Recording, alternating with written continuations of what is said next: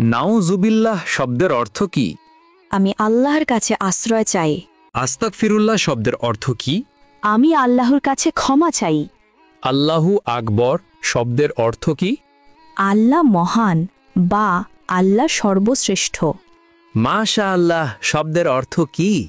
আল্লাহ যেমনটি চেয়েছেন। জাযাকাল্লাহ শব্দের অর্থ কি? আল্লাহ তাআলা আপনাকে উত্তম প্রতিদান দিন। আসসালামু আলাইকুম এর অর্থ কি? আপনার মৃত্যু হোক।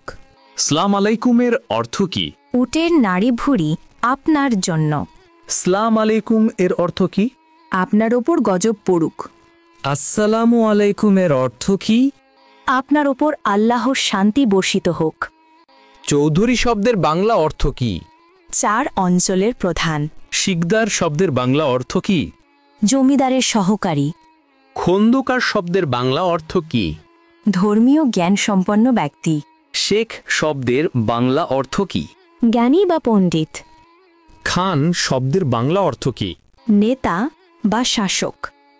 মৃত্যুর পর শ্বাসযন্ত্র কতক্ষণ জীবিত থাকে? 4 ঘন্টা।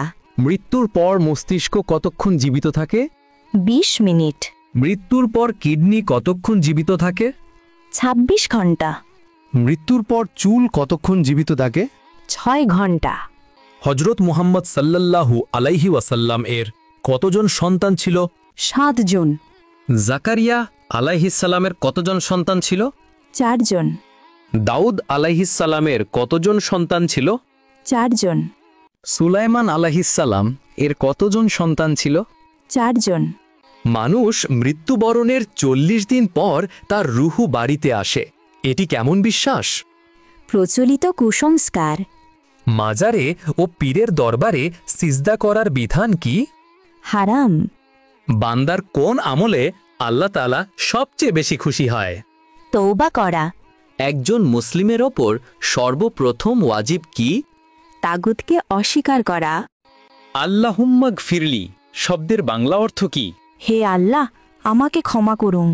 ওয়ারহামনি শব্দের বাংলা অর্থ কি? আমার প্রতি দয়া করুন। ওয়াহদিনী শব্দের বাংলা অর্থ কি? আমাকে সঠিক পথ দেখান। ওয়া আফিনী শব্দের বাংলা অর্থ কি? আমাকে সুস্থতা দান করুন। ওয়ারজুগনি শব্দের বাংলা অর্থ কি? আমাকে রিজিক দান করুন। আল্লাহুম্মা গফিরলি শব্দের বাংলা অর্থ কি? হে আল্লাহ, আমাকে ক্ষমা করুন। ওয়ারহামনি শব্দের বাংলা অর্থ কি? আমার প্রতি দয়া করুন। ওয়াহদিনী শব্দের বাংলা অর্থ কি? আমাকে সঠিক পথ দেখান। ওয়া আফিনী শব্দের বাংলা অর্থ কি? আমাকে সুস্থতা দান করুন। ওয়ারজুগনি শব্দের বাংলা অর্থ কি? আমাকে রিজিক দান করুন।